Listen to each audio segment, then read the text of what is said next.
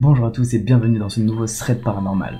Aujourd'hui nous allons voir ensemble l'histoire et les légendes des fantômes du château de Fougeray.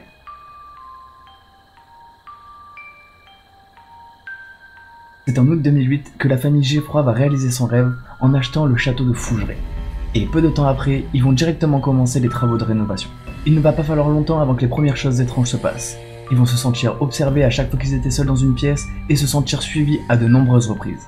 Quelques jours après le début des travaux de restauration du château, Véronique, la mère de la famille Geffroy, était en train de déménager des affaires pour faire un peu d'ordre. Et à un moment, lorsqu'elle descendit les escaliers du château, elle aperçut la silhouette d'un homme étrange en train de descendre les escaliers également devant elle. À la fois tétanisée par ce qu'elle venait de voir, mais aussi pris d'un élan d'adrénaline, elle se mit à hurler. Puis, courut dans les escaliers afin de rattraper l'homme. Sauf que, arrivée en bas des escaliers, elle ne vit personne. Après cette première expérience, il va arriver à la famille Geffroy de très nombreuses autres expériences très étranges. Le soir, ils entendent des voix à l'étage et des pas, le chien va aboyer contre les murs, ou alors dans des pièces où il n'y a personne.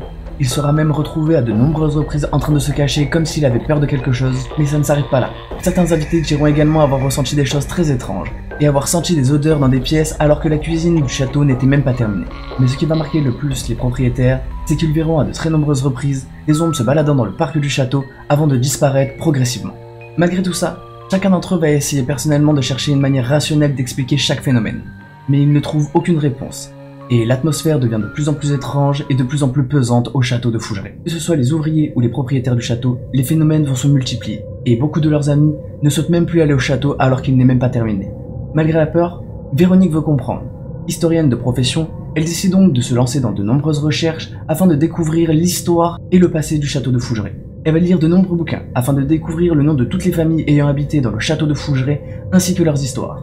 Elle ira même jusqu'à faire intervenir des médiums directement dans le château afin d'obtenir des informations supplémentaires sur le passé de chaque famille. Suite à toutes ces recherches et à son enquête, elle va découvrir qu'il y avait dans une famille très ancienne une fille qui était atteinte d'une infection tuberculeuse rénale. Et ce qui fut très étonnant, c'est qu'après avoir lu cette histoire, Véronique était en train de nettoyer une des chambres du château avec sa fille, et le lendemain, sa fille avait 42 de fièvre et a commencé à être très malade. Véronique a donc emmené sa fille aux urgences pour qu'elle soit prise en charge très rapidement. Et les résultats ont démontré qu'il s'agissait bien d'une infection. Pour Véronique, il n'y a donc pas de doute. Il y a soit une malédiction, soit le château est hanté. Et pour étayer ses dires, elle va continuer son enquête. En 2009, elle va réaliser de très nombreuses photos dans le château. Et lorsqu'elle les fait développer, c'est avec stupeur que sur certains clichés, elle va voir apparaître des visages. Notamment, sur l'un des clichés pris face à un miroir, on y voit étrangement les traits d'une femme ressemblant à l'une des anciennes propriétaires du château. Sauf que malgré son enquête et tout ce qui va leur arriver, les gens ne veulent pas les croire.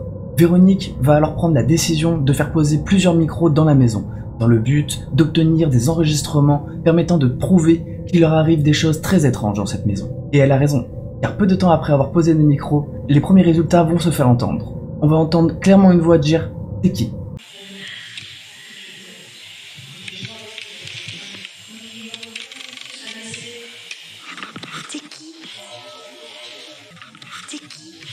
Mais ça ne s'arrête pas là.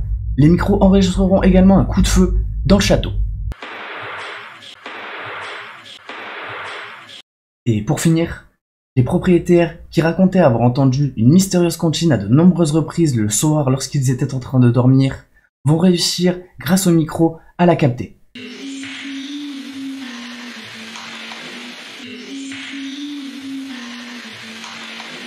Avec les résultats obtenus grâce aux enregistrements et aux photos prises dans le château par Véronique, des professionnels ont permis de certifier qu'il ne s'agissait pas d'enregistrements ou de photos truquées, ce qui rend ce mystère encore plus fascinant. Suite à tous ces événements, plusieurs enquêteurs amateurs et professionnels vont se rendre sur les lieux afin d'obtenir d'autres résultats. Mais avec l'évolution des technologies et la facilité à truquer des enregistrements, nous n'obtiendrons donc peut-être jamais d'autres témoignages aussi mystérieux et intrigants que celui-ci. Pour finir, la famille Geffroy n'a jamais terminé les rénovations du château, et n'a même jamais posé les valises définitivement dans ce château.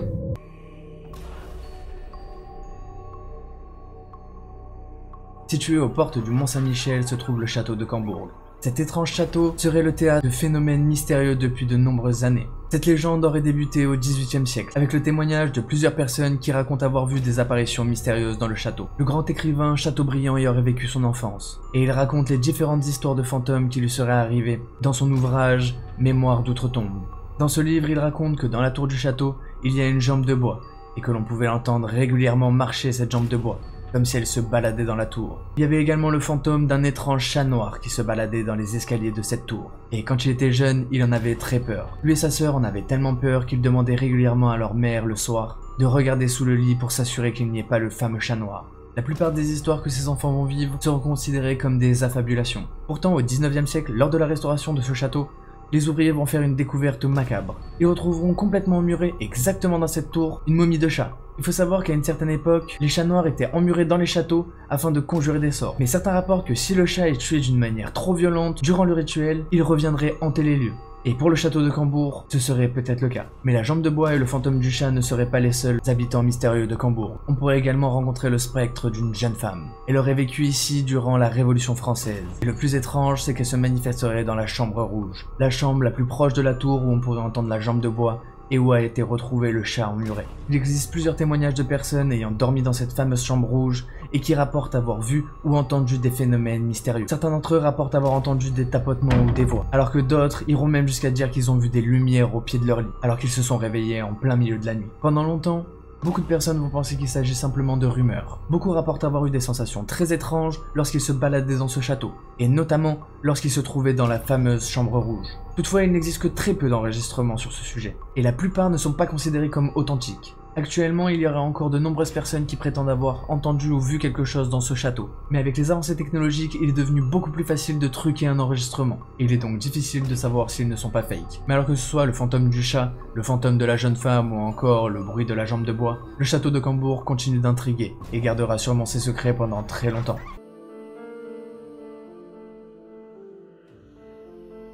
Venise est réputée pour être la ville des amoureux, et chaque année ce sont de nombreuses personnes qui s'y rendent pour contempler les gondoles ou les monuments de Venise. Pourtant, il existerait des histoires bien sombres, et aujourd'hui, nous allons nous pencher sur l'histoire du palais hanté de Venise.